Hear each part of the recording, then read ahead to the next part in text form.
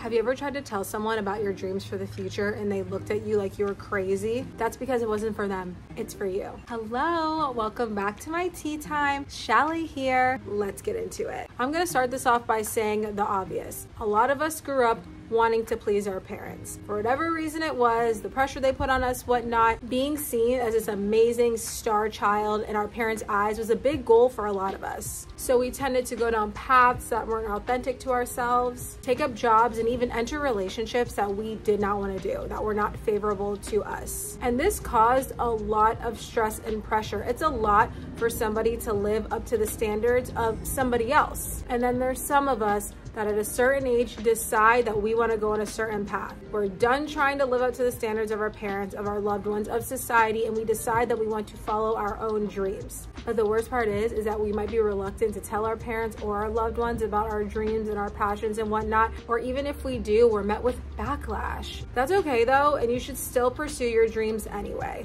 Whether it's your parents, your siblings, your friends, just your loved ones, people in your life, many people, when they have a one-track mind, they're going to have the same reaction to you when you tell them that you want to do something completely different. They're all walking this way and you want to go this way. They're going to be like, why? We grew up in a society of a one-tracked mind. You got to do this way, go to school at this time, get married by this age, do this kind of job, work this much for your life, and you're going to live a good life. Right? That is what we were told growing up. That is what we were told what was best for us. But that's not true because everybody's different. Everybody has different passions, different talents, different ideal living situations, different ways of thinking. Contrary to the belief, a lot of people think a lot differently than the collective.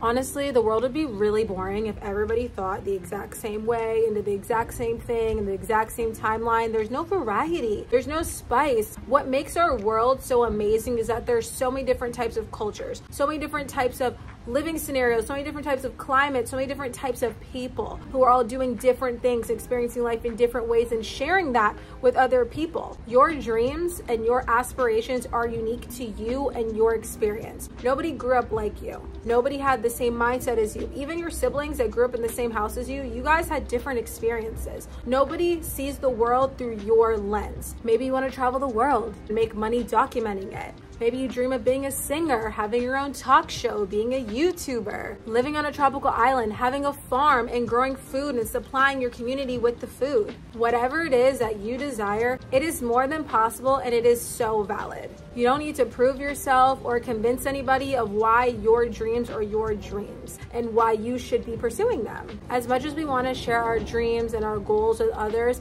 I've found that sometimes it's best to just keep it to ourselves while we're working on it. Our loved ones do mean well while giving their input, but there also might be some people who don't mean well, which is why I believe that just keeping them to yourself is very imperative. Our loved ones do mean well when they're giving us our input, when we share our dreams and aspirations with them. But if they're still at a point in their lives where they don't believe in themselves, they haven't even thought of pursuing their own dreams and living out their passions and their purpose, they don't feel confident yet in themselves or their unique plan, they may unconsciously project their insecurities and their negative emotions onto you and your plans. And like I said, they don't mean to. A lot of people project literally unconsciously. They don't even realize that they're doing it. And in our human bodies, we want to be safe. Our brain and everything tries to keep us safe. So if you tell somebody that you're doing something outside of the norm, somebody else might think, oh no, that's unsafe. Like, what if they fail? What if it doesn't work out? What if whatnot? So they're just responding based on wanting to keep you safe, thinking that what they're telling is going to keep you safe, but they don't understand that doing so is keeping you in a box. It's keeping you small.